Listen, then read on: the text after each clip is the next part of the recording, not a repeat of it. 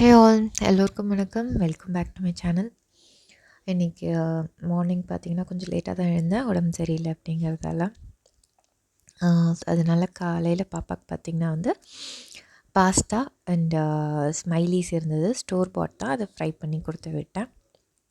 உங்களுக்கு ஆல்ரெடி இந்த pasta recipe share பண்ணியிருக்கேன். நான் அதனால் திருப்பி ஷேர் பண்ணலை. பாஸ்தா பார்த்திங்கன்னா இந்த மாதிரி வேக வைக்கும் போதே நம்ம கார்ன் அண்டு பீஸ் இதெல்லாம் இருந்ததுன்னா நீங்கள் சேர்த்தே வேக வச்சு எடுத்துக்கலாம். இதுதான் இன்றைக்கி லன்ச் பாக்ஸ். நான் இது வந்து எதுக்கு ஷேர் பண்ணுறேன்னா, ஒரு குயிக் ஃபிக்ஸ். நீங்கள் லேட் ஆகிட்டிங்க அப்படின்னா கூட வித்தின் 15 மினிட்ஸ் ஒரு லன்ச் பாக்ஸ் ரெடி பண்ணி குழந்தைங்களுக்கு அனுப்பிச்சிடலாம். அதுக்காக தான், அந்த ஐடியாக்காக தான் காட்டுறேன். அண்டு அதுக்கப்புறம் சின்ன பாப்பாவுக்கும் உடம்பு சரியில்லை, அண்ணுக்கும் உடம்பு சரியில்லை, கோல்ட் அண்ட் ஃபீவர். ஸோ அவங்க வீட்டில் தான் இருக்காங்க 2-3 டேஸாகவே.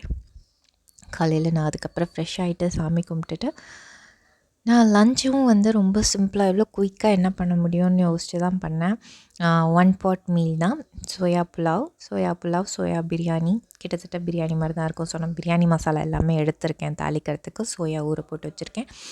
வெங்காயம், தக்காளி, பச்சை மிளகா, புதினா கொஞ்சம், கொத்தமல்லி கொஞ்சம், இதெல்லாம் பண்ணிவிட்டு அப்புறம் பாஸ்மதி அரிசி வாஷ் பண்ணி எடுத்து வச்சுருக்கேன். குக்கரில் தாளித்து விட்டுட்டா இதுக்கு வேறு எதுவுமே கிடையாது. நான் வெறும் ரைத்தா தான்.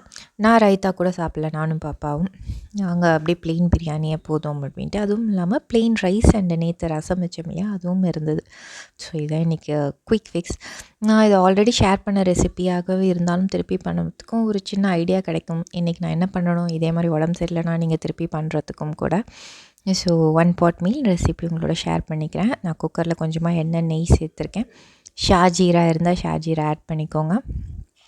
அதுக்கப்புறமா நம்ம நார்மலாக பிரியாணி மசாலா என்ன இருக்கோ, பட்டை, கிராம்பு, லவங்கம், ஏலக்காய், கிராம்பு லவங்கம் ரெண்டும் ஒன்று தான், அண்டு பிரிஞ்சி இலை, இதெல்லாம் தாளிச்சிட்டு அதுக்கப்புறம் வந்து வெங்காயம், பொடியாக நறுக்கின வெங்காயம், பச்சை மிளகா, இது நல்லா வதக்கிட்டு வெங்காயம் வந்து நல்லா ப்ரௌன் ஆகிற அளவுக்கு வதங்கட்டும். அதுக்கப்புறமா இஞ்சி பூண்டு பேஸ்ட்டை ஆட் பண்ணிக்கலாம். வெங்காயம், தக்காளி பார்த்திங்கன்னா நீங்கள் குவான்டிட்டி வந்து நான் இது புலாவ் மாதிரி பண்ணுறதால வந்து புலாவாக இருந்தாலும் சரி, பிரியாணியாக இருந்தாலும் சரி, வெங்காயம் குவான்டிட்டி கொஞ்சம் ஜாஸ்தியாகவும் தக்காளி குவான்டிட்டி கொஞ்சம் கம்மியாகவுமே இருக்கட்டும். அதே மாதிரி இஞ்சி பூண்டு பேஸ்ட்டும் பார்த்திங்கன்னா நீங்கள் வந்து ஒரு டம்ளர் அரிசி, நம்ம தண்ணி டம்ளர் மாதிரி ஒரு ஆழாக்கு மாதிரி டம்ளரில் அரிசி எடுக்கிறோம், பாஸ்மதி அரிசினா நீங்கள் அதில் அதுக்கு பிரியாணி மசாலா இதெல்லாம் செய்யும் போது தாராளமாகவே ஒரு 2 டேபிள் ஸ்பூன் அளவுக்கு இஞ்சி பூண்டு பேஸ்ட்டு சேர்த்துக்கலாம். அது மற்ற வாசனையை குறைக்கும், அது டேஸ்ட்டை குறைக்கும் அப்படின்னு சொல்கிறதெல்லாம் கிடையாது. இஞ்சி பூண்டு நல்லாவே இருக்கும். பட் ஒன்ஸ் இஞ்சி பூண்டு போட்டதுக்கப்புறம் நீங்கள் நல்லாவே பச்சை வாடை போக வதக்கிடுங்க. அதுக்கப்புறமா நம்ம தக்காளி ஆட் பண்ணிக்கலாம். தக்காளியும் நல்லா நசுங்கி சாஃப்டாகிற அளவுக்கு குக் ஆகணும். அதுக்கப்புறமா மஞ்சத்தூள், காரத்துக்கு தகுந்த அளவுக்கு கொஞ்சமாக மிளகாய்த்தூள், அதுக்கப்புறம் கொஞ்சமாக தனியாத்தூள் ஆட் பண்ணியிருக்கேன். கூடவே வறுத்தரைச்ச ஜீரகப்பொடி வச்சுருக்கேன், அதுவும் ஆட் பண்ணியிருக்கேன். அவ்வளோதான். நீங்கள் மசாலா தூள்லாம் சேர்த்துட்டு நல்லா வதக்கிட்டு எண்ணெய் பிரிஞ்சு வர அளவுக்கு இந்த மசாலா குக் ஆகணும். இந்த தக்காளி, வெங்காயம், நம்ம போட்ட தூள் இதெல்லாமே சேர்ந்து எண்ணெய் பிரிஞ்சு வர அளவுக்கு வதங்கணும், நல்லாவே வதங்கணும். ஒரு சிம்லேயே வச்சு ஒரு 5 நிமிஷம் நல்லா வதக்கி விடுங்க. அதுக்கப்புறமா நம்ம ஊற வச்சுருக்க, ப்ராசஸ் பண்ணி வச்சுருக்க சோயா ஆட் பண்ணிக்கலாம்.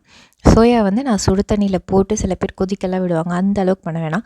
சுடு தண்ணியில் சோயா போட்டுட்டு நீங்கள் மூடி வச்சாலே போதும், அது ஊறிடும். அந்த அளவுக்கு சாஃப்டாக இருக்க நீங்கள் அமுக்கி பார்த்திங்கனாலே தெரியும். ஒரு 10 நிமிஷம் நல்லா விட்டிங்கனாலே நல்லா சாஃப்டாகி அதோடய ப்ராசஸ் டன் ஆகிடும். அது நல்லா நீங்கள் புழிஞ்சிட்டு அதுக்கப்புறம் நம்ம ஆட் பண்ணிக்கலாம். இது சோயா பெருசாகவே இருக்குது. இந்த மாதிரி இருந்தால் பாப்பாவுக்கு இந்த மாதிரி பிரியாணி, புலாவ்லலாம் பெருசு பெருசாக இருந்தால் பிடிக்கும். அது மட்டுமே போதும் அவளுக்கு, சின்னவளுக்கு. என்கிட்ட சின்ன சைஸும் இருக்குது. பட் இது தான் பிரியாணி மாதிரி இருந்தால் நல்லாயிருக்கும் சாப்பிட்றதுக்கு, பிரியாணிக்குள்ளே இது அப்படிங்கிறதுக்காக நான் இது பெருசு பெருசாக ஆட் பண்ணியிருக்கேன். அப்புறம் அது கூடவே வந்து கொஞ்சமாக கொத்தமல்லி, அதுக்கப்புறம் புதினா இலைகள் அதையும் ஆட் பண்ணி நல்லா வதக்கிட்டு, பாஸ்மதி அரிசி பார்த்திங்கன்னா, பாஸ்மதி அரிசி நான் வந்து வாஷ் பண்ணி அப்படியே எடுத்து வச்சுருவேன். தண்ணியில் ஊற போட மாட்டேன், குக்கரில் செய்கிறதா இருந்தால். நீங்கள் டைரெக்டாக நம்ம வந்து தம் கொடுத்து அந்த மாதிரி ஓப்பன் பேனில் செய்ய போகிறோம், கடாயில் செய்ய போகிறோம் அப்படின்னா நீங்கள் ஒரு 10 நிமிஷம், 15 நிமிஷம், அதிகபட்சம் 20 நிமிஷம் பாஸ்மதி அரிசி ஊறினா போதும். அதுக்கப்புறம் ஊற வேண்டாம். குக்கரில் செய்யும் போது ஊறவே வேண்டாம். நீங்கள் வாஷ் பண்ணி அந்த ஈரப்பதத்தோடு எடுத்து வச்சுருங்க. அதுக்கப்புறம் நீங்கள் மசாலா ரெடி பண்ணுங்கள். அந்த டைம் அந்த ஈரமான சாதமாக அது அரிசியாக இருந்தாலே போதும். அப்போ தான் உடையாமல் அழகாக வரும். அண்டு நான் ஒரு புது பிராண்ட் பாஸ்மதி அரிசி தான் வாங்கியிருக்கேன். எனக்கு இந்த பிராண்ட் ரொம்ப பிடிச்சிருக்கு. அண்ட் இன்னும் 2-3 வாட்டி நான் செஞ்சதுக்கப்புறம் நான் உங்களுக்கு ரிவ்யூவும் போடுறேன். மற்ற இவ்வளோ வருஷமாக நான் ரெகுலராக வாங்கிட்டு இருந்ததை விட இது ரொம்ப பெஸ்ட்டாக இருக்குது இந்த ரைஸு. நான் உங்களுக்கு காட்ட ட்ரை பண்ணேன். எனக்கு அவ்வளோ கிளியராக கேமராவில் தெரியுதான்னு தெரியல. ரொம்ப லாங் கிரெயின் ரைஸாகவும் உடையாமலும், அதே மாதிரி தண்ணி ரொம்ப கம்மியாக தான் குடிக்குது. நான் ஒரு 1 1/4 டம்ளர் அரிசிக்கு 1/4 டம்ளர் தான் தண்ணி ஊற்றுவேன். 1.5லேருந்து 1.25 ஊற்றலாம். இது சோயா போடும்போது சோயா கொஞ்சம் தண்ணி உரியும். நம்ம தண்ணி பிழிஞ்சிட்டு போட்டிருக்கோம், அதனால் திருப்பி தண்ணி உரியும். அதனால் வந்து நான் 2 டம்ளராகவே ஊற்றிருந்தேன். கரெக்டாக பர்ஃபெக்டாக வந்திருந்தது.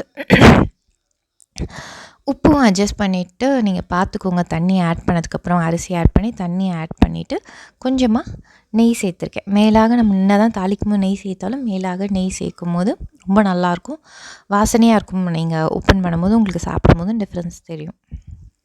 அவ்வளோதான். ரெகுலராக நீங்கள் 1 விசிலோ 2 விசிலோ உங்கள் குக்கருக்கு தகுந்த மாதிரி வச்சு எடுங்க.